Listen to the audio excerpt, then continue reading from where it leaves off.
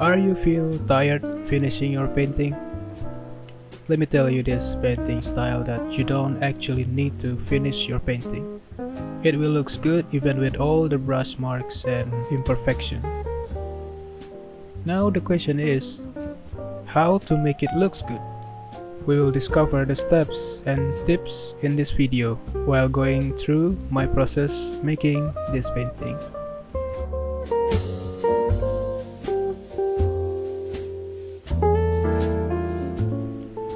First time we need is to find a reference. To make it simple, today we'll take one photo and paint it. Now, how to choose the reference photo? First, the photo you like, obviously.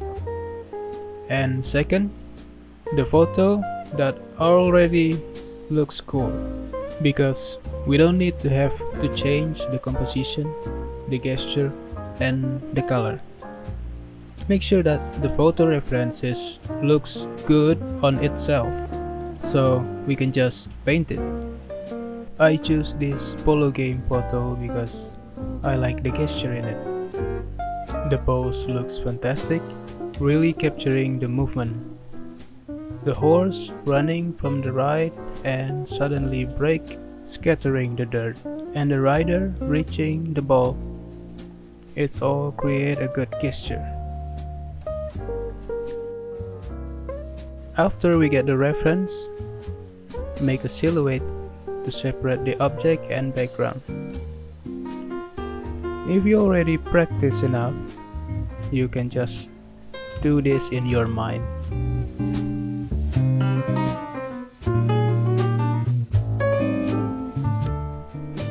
Next, we need to find our focus of interest and divide it into three parts of details: the lesser details, medium details, and focus detail area.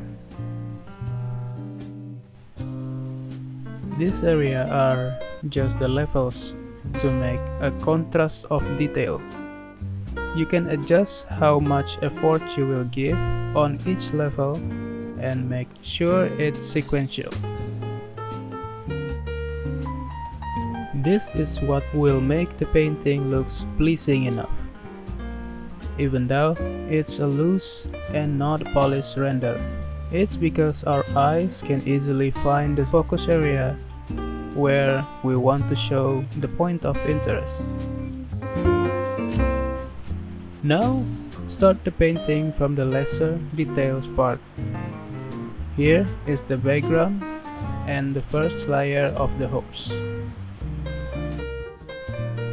To make it simple, I will use one brush only, the brush that we already made on the thick painting video before.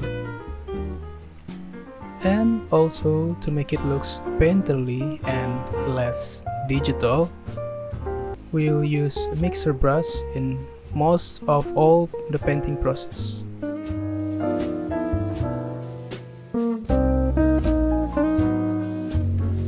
This painting practice is also good for relaxing painting, when you don't need to think that hard for design and give much effort in rendering.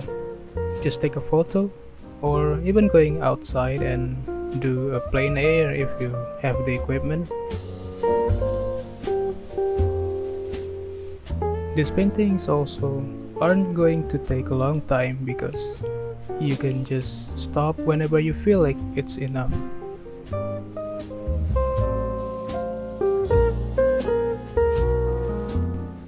Take your time, don't rushing. Remember, we don't have to copy the reference picture one to one. We just want to capture the essence and make in our own style.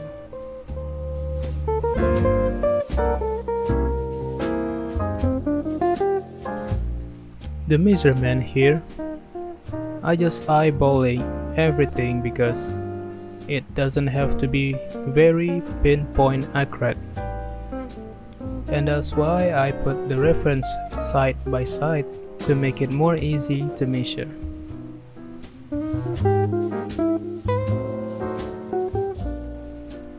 Also, I like to give a little bit of vibrant color like pinks, yellow, greens, etc. Sprinkle it here and there just to make the image more tasty, like you put spices on a food. It brings the colors more rich and then it feels flat.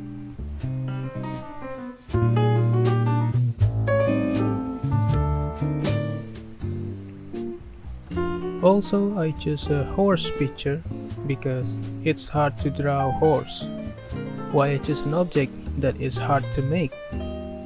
It's because we need to set our mindset that we are not painting the object. We paint a shape that looks like the object. So, we are not going to paint a horse. We just want to paint a shape that looks like a horse. With this mindset, it will be easy for us to paint or draw everything. Just don't see what object that is. See the shape it have and transfer that to your canvas.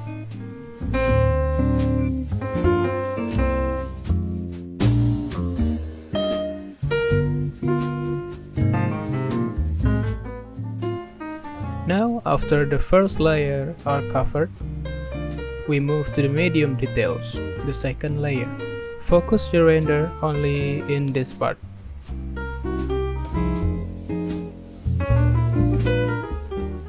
Because we are putting the details, the shape, one layer by one layer, it will always add up the details in every layer we focusing, and leave the part that are not the area we are focusing remains loose.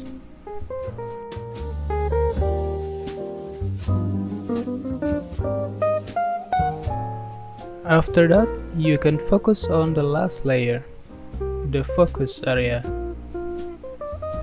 In this, you just make little adjustment to make the shapes in this area more representing the reference object.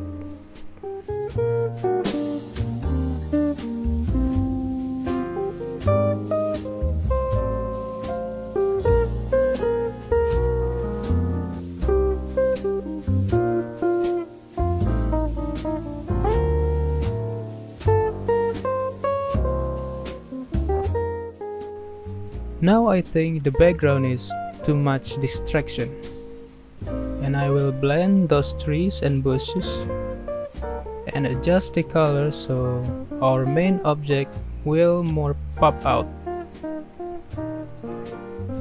Notice that I give more blue in the sky because I want to enhance the color and the mood little bit.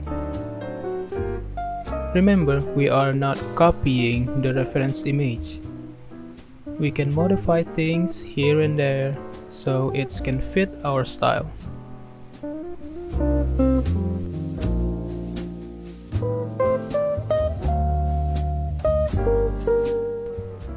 Here I am also adding the motion effect by giving the brush strokes in the more contrast point and the part that I think moving faster, just to break the stiffness and give the painting more expression.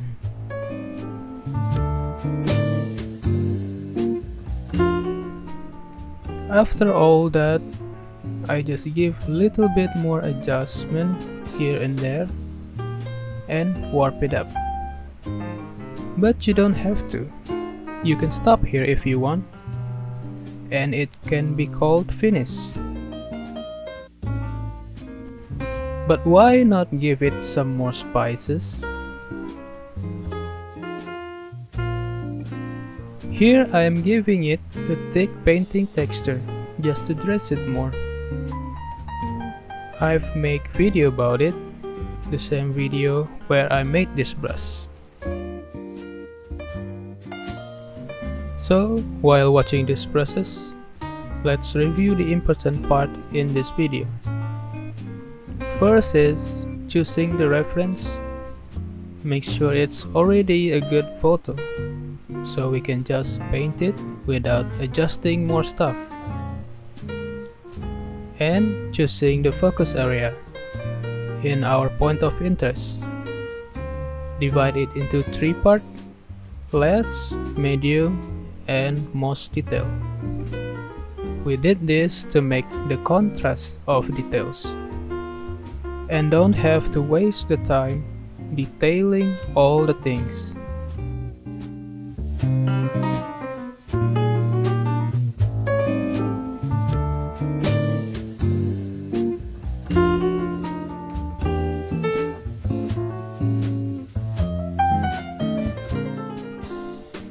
And that's it. You can do a loose painting now. May take some practice to get it quick, but it don't have to be quick. Take your time in applying each brush so you can give more feelings on it. This type of workflow is a relaxing painting process. Take your time and enjoy all the process. Don't think about the finished piece, because you can finish it anytime. You can add detail more and more. Also, you can keep it as loose as you want, as long as the object is still recognizable, or it will be an abstract painting.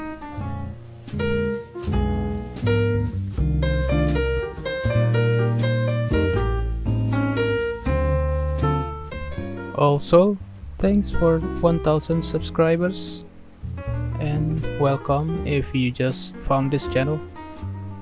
Thanks for watching and have a good night.